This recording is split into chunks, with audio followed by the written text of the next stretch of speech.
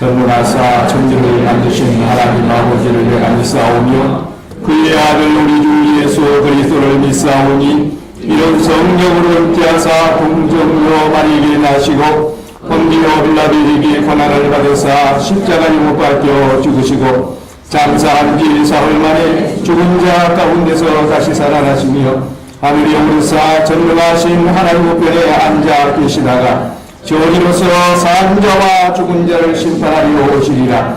성령을 믿사오며 거룩한 공예와 성도가 서로 교통하는 것과 죄를 사하여 주시는 것과 몸이 다시 사는 것과 영원히 사는 것을 믿사옵나이다. 아멘.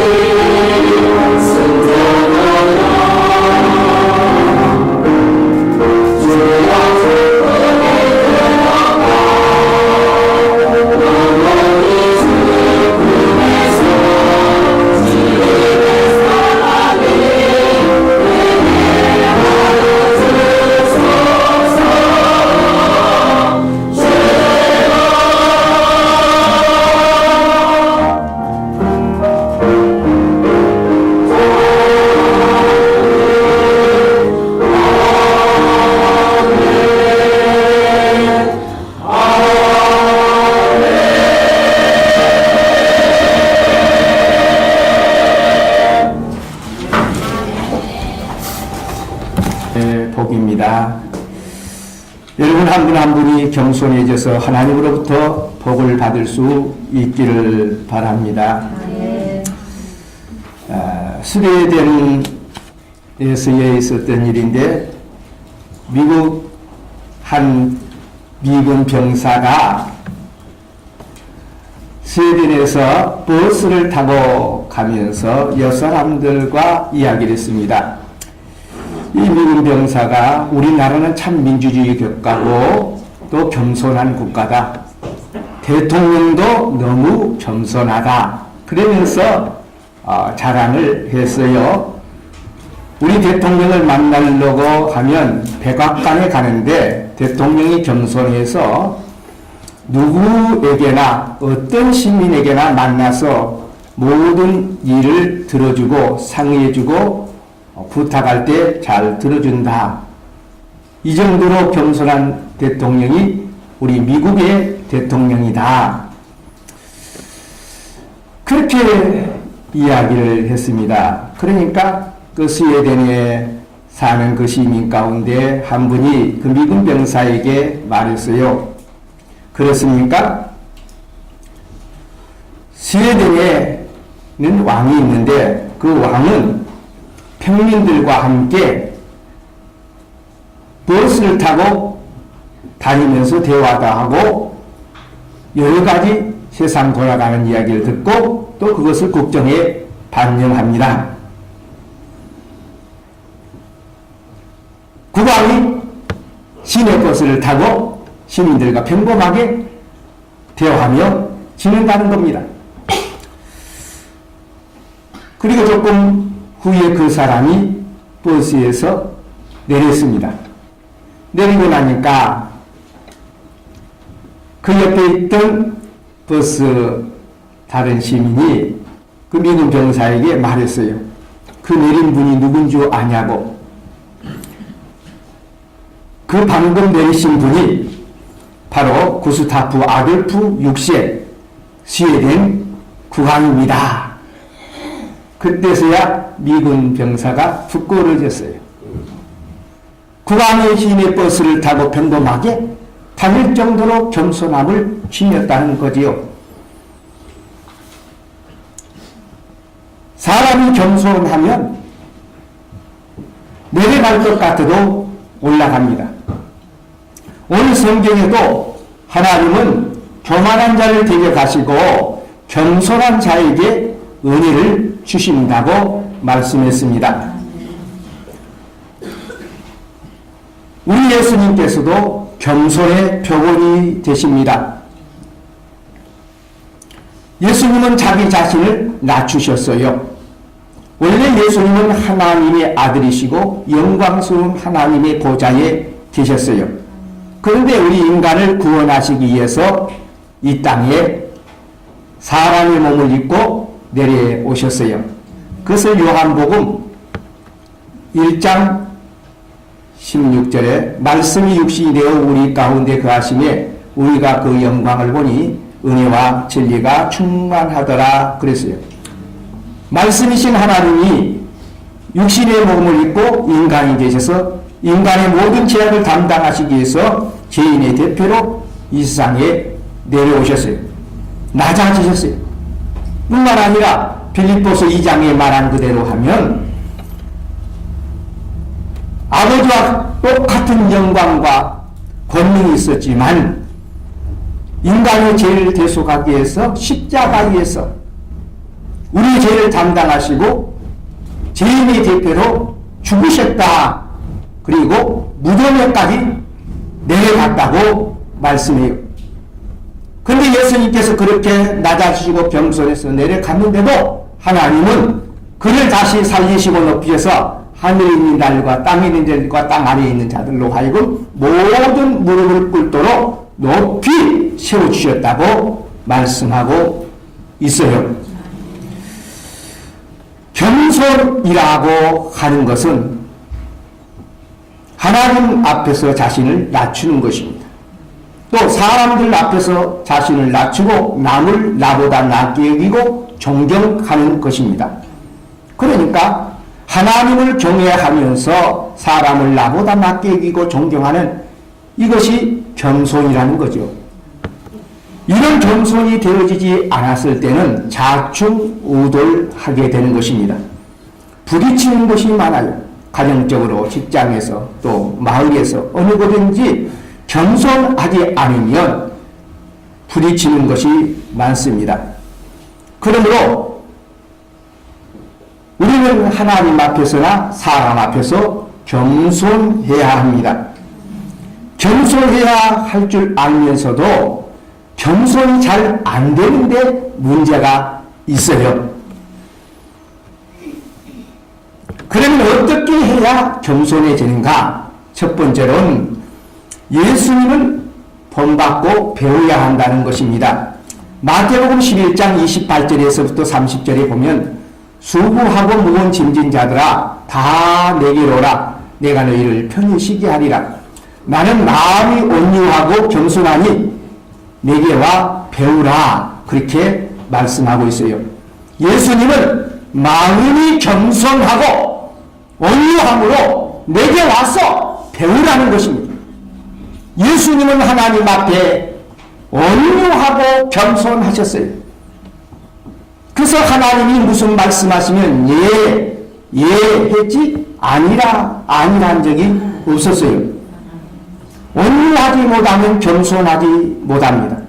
하나님께서 무슨 말씀해도 하나님을 하나님으로 알아보지 못하고 아니요 그럴 수 없어요 안 돼요 하는 것은 튀는 것입니다. 온유하고 못하고 하나님 앞에 조금 요즘에 시건방춤이 굉장히 시중에 사이트 때문에 퍼졌지만 시건방지게 하나님의 명령 앞에서 아니요 한다 이거예요.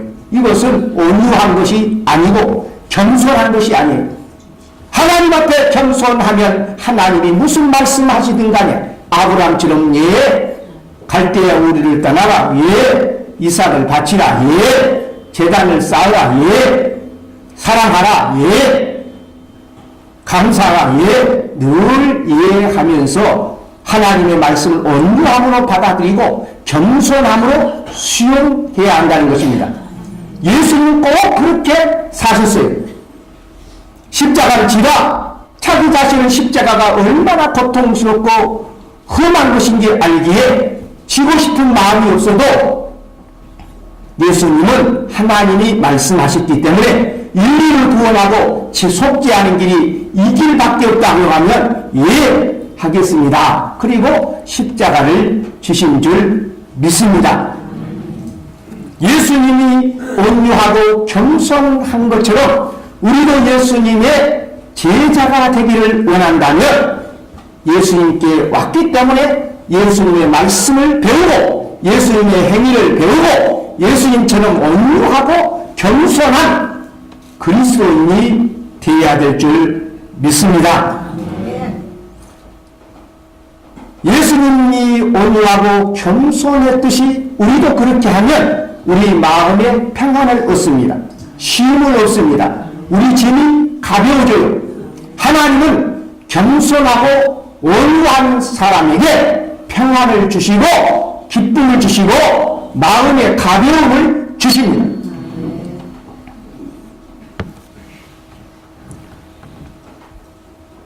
다음으로 우리가 겸손해지기 위해서는 회개해야 된다 하는 것입니다. 우리는 나면서부터 타락을 했어요. 죄를 지었어요. 하나님을 멀리하고 하나님과 들이댔어요. 그렇기 때문에 기본이 교만한 거예요. 내 마음대로 한다는 것이 교만의 표현입니다. 하나님은 이렇게 해라 그래서 나는 저렇게 해요. 죄를 거룩하게 지켜라 그래서 내 형편과 체질을 따라 내가 먼저예요. 하나님 중심으로 살아라 그래서 내 중심이 먼저예요. 하나님 뜻을 쫓아라 그래서 내 뜻이 먼저예요. 순간순간 한번 따져보세요. 얼마나 내가 하나님과 맞상대하고 하나님의 뜻을 어기고 내 마음대로 하려고 하는 교만함이 있는가. 사실 내 자신도 생각할 때 너무 교만해서 아찔할 때가 많아요. 이러다가 다치지, 이러다가 깨지지, 이러다가 박살나지, 그런 생각을 순간순간 해보는 거예요. 주님이 이렇게 하라고 해서 아멘, 할 때인데 그렇게 하지 못할 때가 있다는 거예요. 그래서 성경은 회개하라고 말씀해요. 우리가 하나님 앞에 겸손해야 합니다. 사람 앞에 겸손하도록 우리 자신을 쳐서 복종시키고 바꿔야 해요. 회개라고 하는 것은 잘못된 교만한 삶을 겸손한 삶으로 바꾸는 거예요. 하나님의 말씀 따라 주님의 교훈을 따라 내 자신을 바꾸는 겁니다. 마음으로만 바꾸는 것이 아니라 말로만 바꾸는 것이 아니라 행동으로 바꿔야 되는 것입니다. 오늘 성경에서도 하나님은 교만한 자를 대적한다 그랬어요. 내가 교만하면 하나님이 나의 대적자가 됩니다. 내가 하나님 앞에 겸손하면 하나님이 나를 돕는 자가 돼요.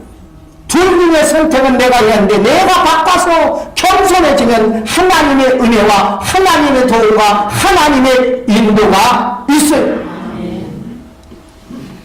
우리나라 기업인 가운데 이번에 박근혜 대통령과 미국에 가는 기업인 한 분이 있어요.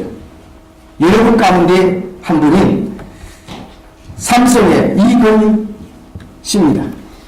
이건희 회장이 벨로 대통령이 해외 나갈 때 동행하는 경우가 없는데 이번에는 특별히 하루 일찍 먼저 나간다고 인터넷에 뜬 걸 봤어요.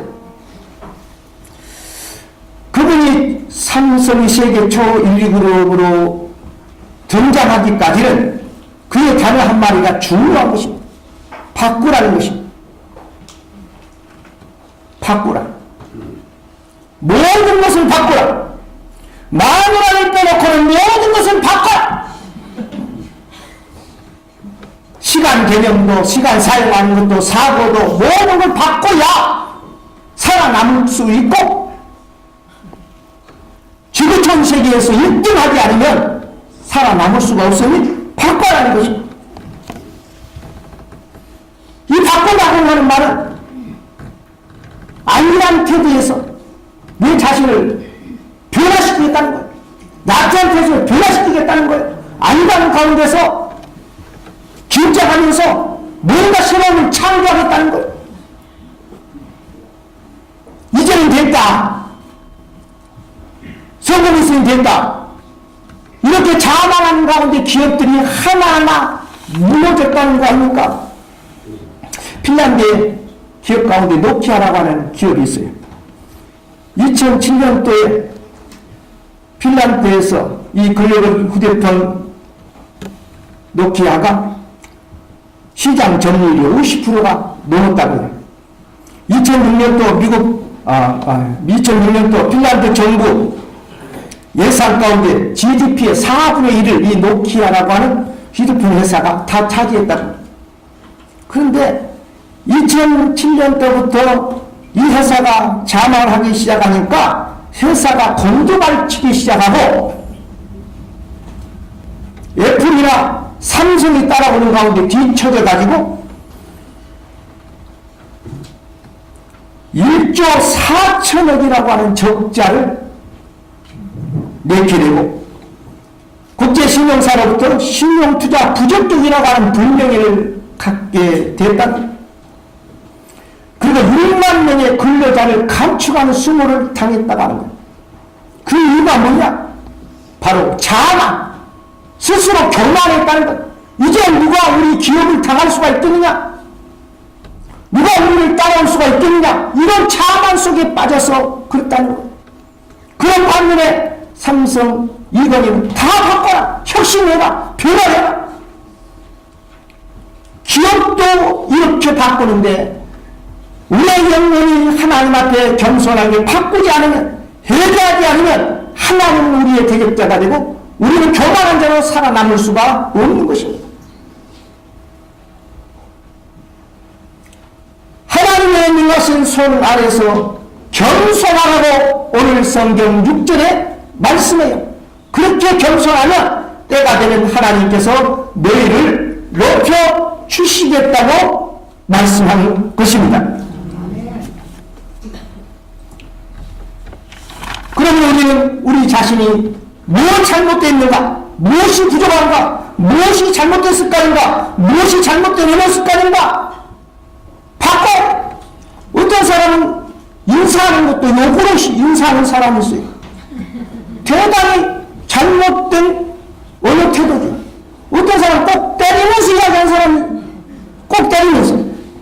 근데 맞는 사람은 자기는 친근하고 가깝다고 해서 때리지만 받는 사람은 다 그렇지 않아요. 나 우습게 본다? 그렇게 생각을 하는 사람도 있고, 그리고 그 사람은 살살 피합니다. 예, 맞을까 봐서. 그 잘못된 습관도 바꿔요. 바꿀 것이 많습니다. 회개할 때 하나님이 그 사람을 사랑하는 거예요. 내가 이런 죄를 지었는데 하나님 말씀 안 듣고 내가 교만하게 했습니다. 하나님 이렇게 하는데 나는 이렇게 했습니다. 깨닫고 고치는 거예요. 하나님 앞에 고치면 하나님이 축복하시고 은혜를 주셔요. 기쁨을 주십니다. 평안을 주셔요. 나폴레옹이라고 하는 사람도 교만하다가 망했어요. 그가 하나님의 말씀을 중간중간에 듣습니다. 그래도 그는 계속 총과 칼로 세계를 정복하려고만 하다가 그는 망한 사람이에요.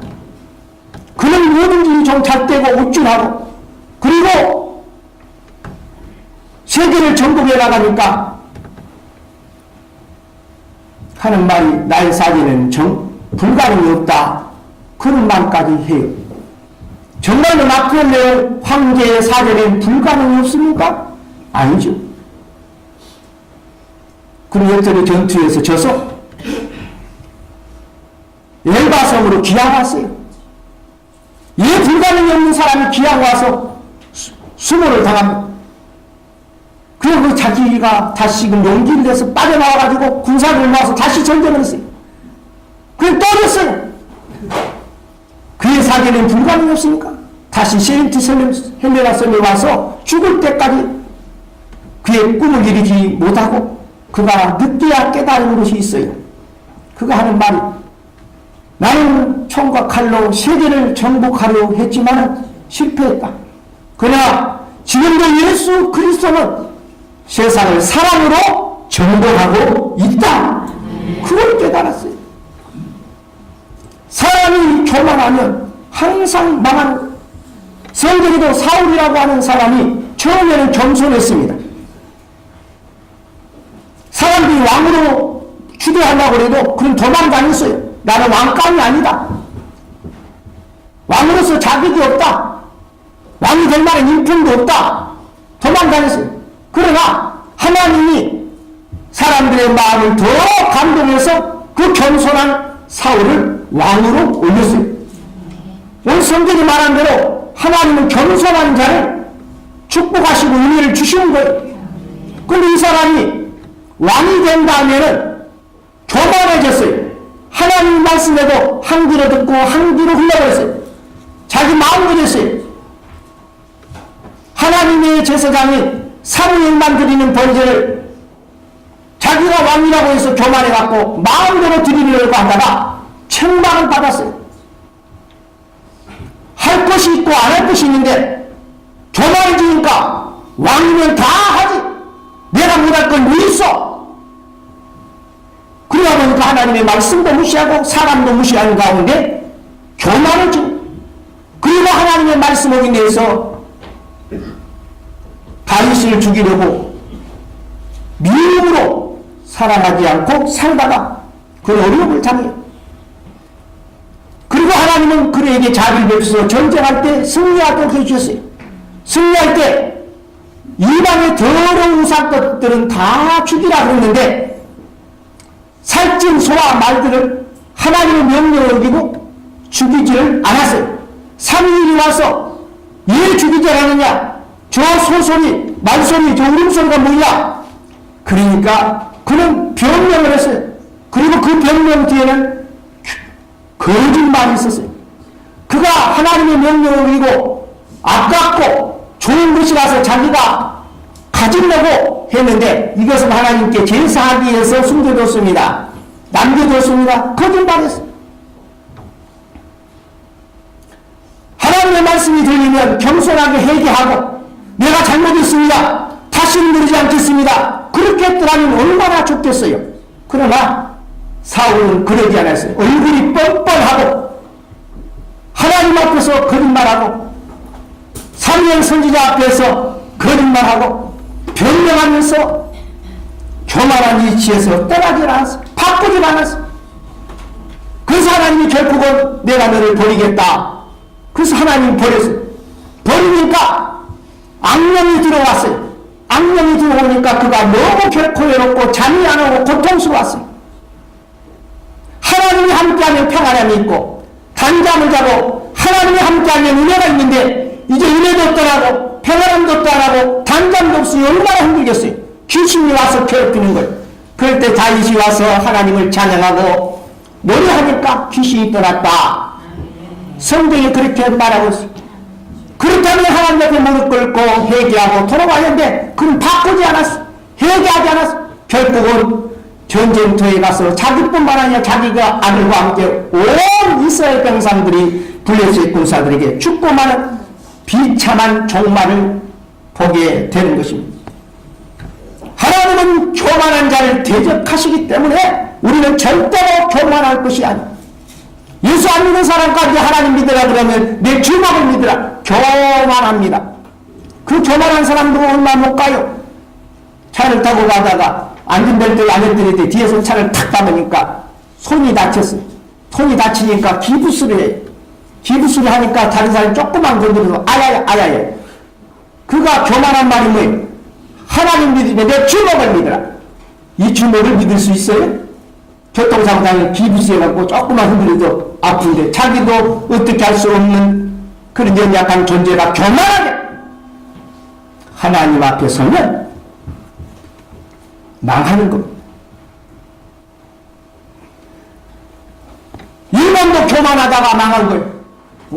쫓겨난 일본이 대한민국을 삼키고 중국 큰 덩어리를 삼키고 미얀마로에서 필리핀까지 막 삼켜가다가 다 삼킬 수 있어요? 여러분, 송아지가 교만하면요, 그 개구리가 교만하면 망하는 것입니다. 송아지를 보고 개구리가 교만해서 나도 저렇게 될 수 있다. 그리고 바람이니까 배가 쑥 불러왔어요. 그리고 보니까 자기하고 송아지하고 누가 더 커요? 송아지가 크니까 또 또 배가 불러왔어요. 그리고 보니까 누가 더 커요? 송아지. 또 배가 불러왔어요. 누가 더 커요? 송아지. 더 불러왔어요. 누가 더 커요? 이제 그만할게요. 그러다가 한 번 더 부니까 자기 배는 이만큼 컸는데 바람이 쉔 부니까 팡! 하고 터졌다 그거 아닙니까? 누구 배가 터졌으면? 개구리 배가 터진 거예요. 일본도 중국 삼키기도 못하고 세계 삼키기도 배가 팡 터지대. 바람이 쌩 부는 가운데 히로시마와 나가사키에 원자탄이 탕 터지니까 히로이토 천안 한국 그리고 일본이 망하고 말았어요. 교만하면 나라든 국가든 개인이든 회사든 망하는 겁니다. 교만은 넘어짐의 앞자리라고 성경은 말했어요. 겸손할 때 하나님은 은혜를 주시고 붙잡아 주시고 도와주시는 것입니다. 사람들은 겸손한 사람을 좋아해요. 여러분 몇 사람 한번 보세요. 겸손한가 교만한가. 우리 옆 사람과 그러면 겸손합시다 한번 이야기합시다. 겸손합시다. 사람 다 겸손한 사람 좋아합니다. 회사에서도 겸손한 사람 좋아해요. 직장에서, 마을에서, 가정에서도 겸손한 사람 좋아해요. 여러분 교만한 사람 누가 안지 아십니까? 교만한 사람이 잘 압니다. 누가 큰 소리 치고 교만하게 굴면요 그 사람 절대로 건들지 마시기 바랍니다. 겸손한 사람은 방장을 들고 교만하게 군 사람 절대로 손대질 않아요. 가만히 놔둬요. 그런데 누가 손대느냐? 가만히 보면 그 가운데 또 교만한 사람이 있어요. 저 버리장머리 내가 고쳐주겠다. 그리고 그 교만한 사람을 또 다른 교만한 사람이 나타나서 가만히 안 돼요. 박살냅니다. 그래서 교만한 사람은 교만한 사람이 알아보는 거요. 그러다 보면 얻어 터지고 맞고 그런 가운데 깨닫는 사람은 둥글둥글하게 깎아지면서 겸손해지는 것입니다. 빨리 깨달으면 좋은 거예요. 그래서 누가 큰 소리 치고 교만하다 그러면 기도만 하고 있고 그 불쌍히 여기고 도와줘요. 그런 사람이 외롭습니다. 예, 친구가 없어요. 늘 교만하니까 친구 없어요. 그러니까 외로우니까 위로해주고 격려해주면 친구가 되는 거예요. 근데 그분이 계속 교만하면 그보다 더 교만한 사람이 가만히 안 돼요. 박살내. 여러분 하나님도 교만한 사람을 대적하고 사람도 교만한 사람을 대적합니다. 겸손해지면 도와주는 사람이 많아요. 내가 몸이 안 좋다. 그럼 사람마다 다 정이 있고 사람이 있어서요.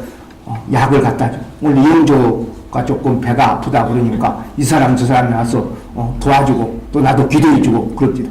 그러니까 이영조가 까불고 교만하면요. 얘 저래.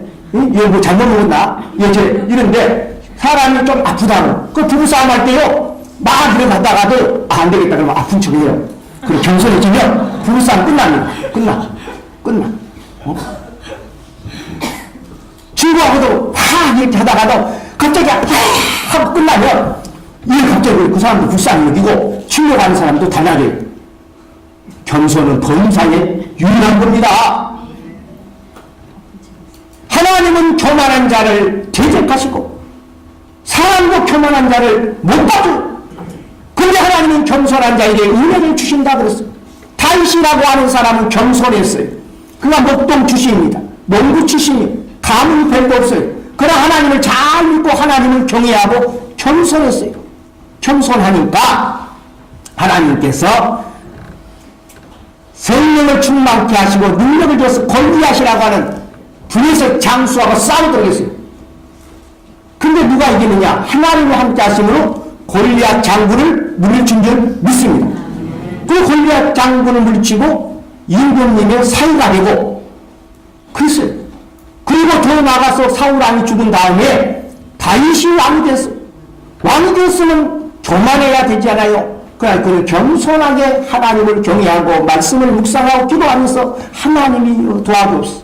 사슴이 시냇물을 찾아 하나님을 갈그방, 시냇물을 찾아 물을 갈그방 같이 내 영혼이 하나님을 찾기에 갈그나나이다. 내가 주야로 주의 말씀을 묵상하며 밤늦도록 주님을 찾나이다. 항상 주님을 의지하고 찾았어요. 그러니까 다윗이 간 곳마다 하나님이 도우시고 승리해서 물리쳤어요. 모압을 물리쳤어요. 암몬을 물리쳤어요. 모든 원수를 평정하고 다윗은 평화의 나라 이스라엘을 건설한 거예요. 그래서 지금도 이스라엘 사람들은 다윗 왕 때를 그리워하고 그 평화의 때를 그리워하는 거예요. 다윗이 교만했더라면 하나님께서 물리치셨대요. 근데 그가 한번 나라가 발전하고 부흥하게 되니까 이것이 내 덕인 줄 알고 교만해졌어요. 그러다 보니까 안일한 가운데 하나님의 명령을 어기고 왕궁 옥상위를 걸어가는데 그날 하필 따라 예쁜 여자가 목욕을 하는 거예요. 목욕을 하는 거예요. 그 여자가 나쁜 여자라고 생각돼요. 얘 방 안에서 하든가 목욕탕에 와서 하지 바깥 뜰에서 하냐 이 말이요. 항상 못된 여자가 남자를 망치는 걸 볼 수 있어요. 성경에도 그렇게 말을 해요. 음녀에게 잡히지 마라. 음녀에게 잡히면 소가 푸집간에 들어가는 것처럼 네 인생이 망친다. 자문서에 한번 읽어보세요. 내 말인가 성경인가.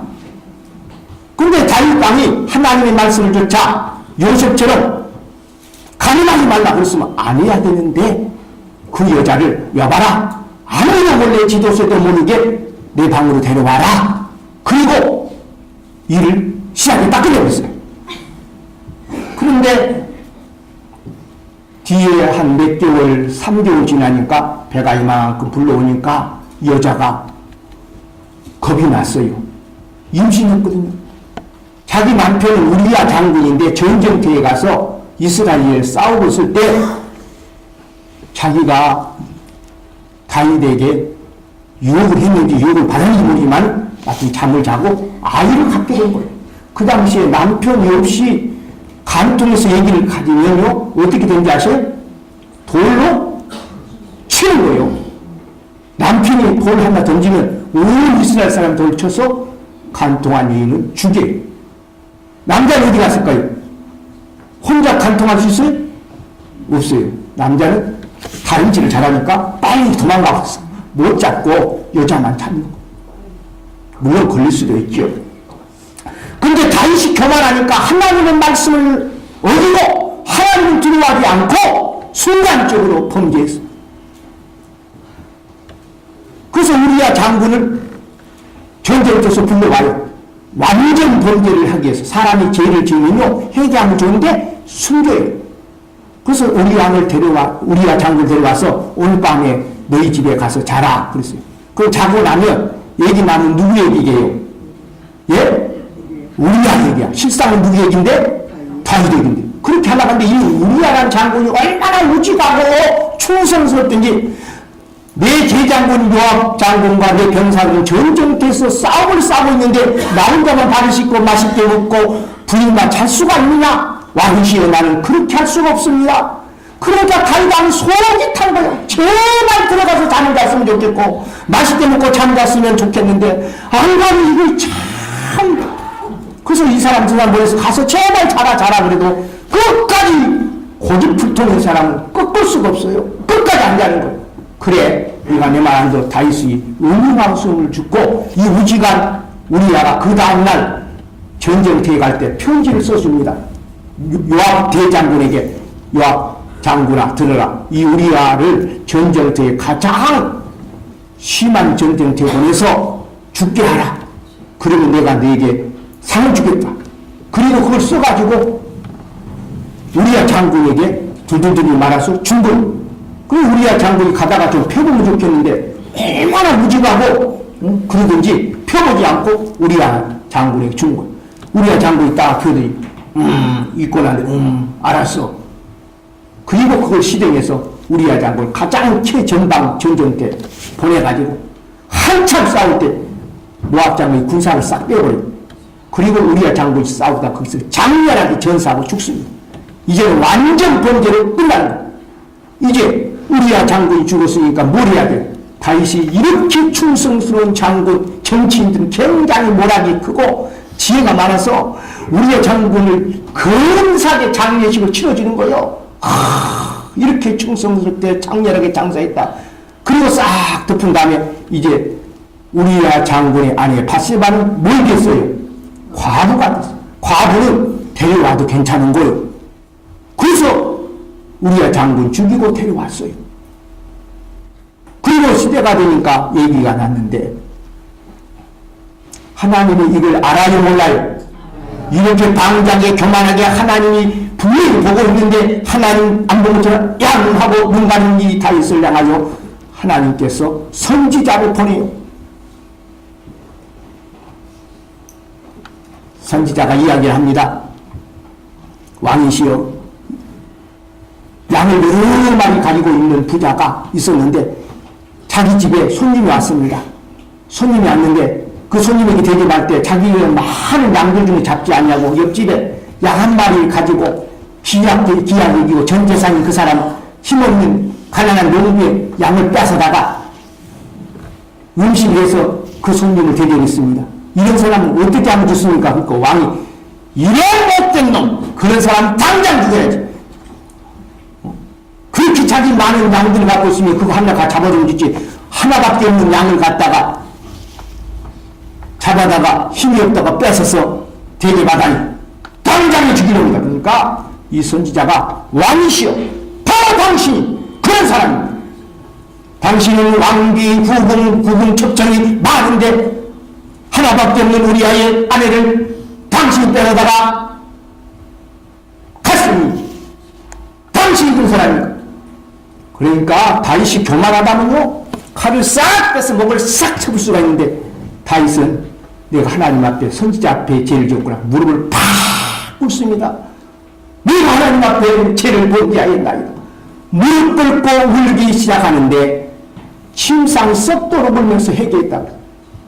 그러니까 하나님이 회개하는 그 겸손하게 바꾸는 다윗을 용서하시고 다윗을 죽이질 않았어요.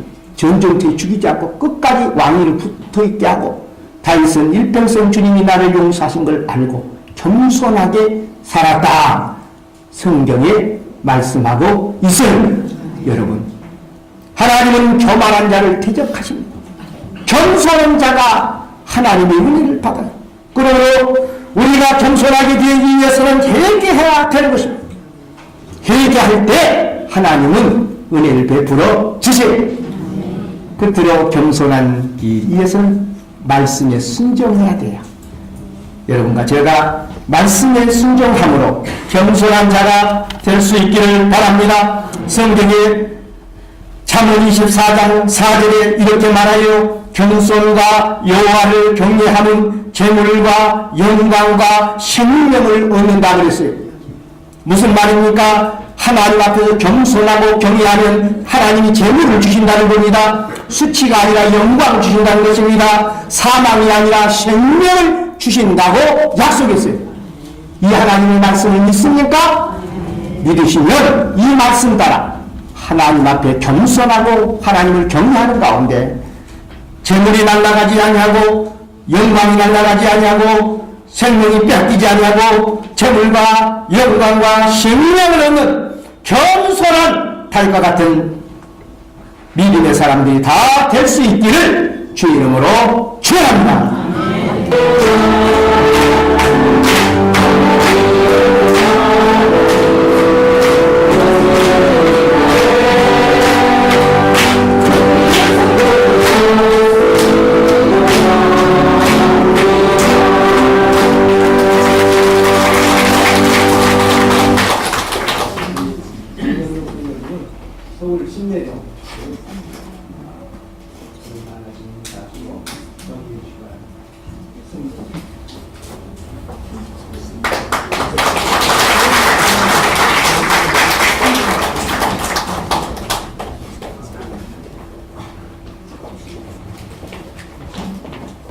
축도합니다.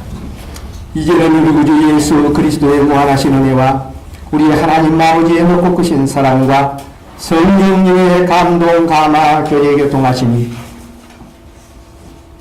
하나님을 경외하고 겸손함으로 복을 받으며 내려가는 가운데 올라가는 귀한 겸손의 법칙을 알아 복된 삶, 지혜로운 삶, 힘있는 삶을 살기로 마음에 다짐하는 정성께 하나님의 모든 자녀들 머리머리와 그의 가정과 사업과 자녀들 이해 그리고 이 나라의 민족과 북한에 있는 나의 불쌍한 동포들 이해 오늘 등록하고 환영하는 박민고 귀한 성도님 이해 이제부터 영원토록 함께 계시옵기를 간절히 축원하옵나이다. 아멘.